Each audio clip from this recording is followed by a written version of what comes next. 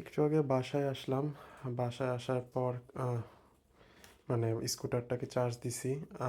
বাহিরে গুঁড়ি গুঁড়ি বৃষ্টি হইতেছে, তো স্কুটারটা হচ্ছে গিয়ে হালকা কাদা লেগে গেছে।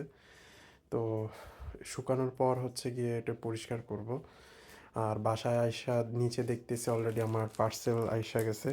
এটা হচ্ছে গিয়ে আমার হেলমেট স্কুটারের।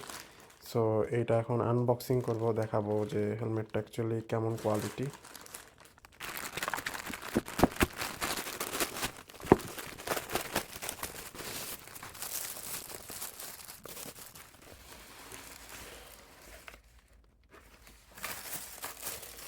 স্কুটারের হেলমেট হিসাবে আমার কাছে মোটামুটি ভালোই লাগছে, খারাপ না। এটা হচ্ছে যে সামনের শিলটা এটা লাগাতে হবে। তো স্কুটারের হেলমেট হিসাবে এটা ঠিক আছে, মানে রাফ ইউজ করার জন্য আমার কাছে মোটামুটি কোয়ালিটি ভালোই লাগছে, খারাপ না।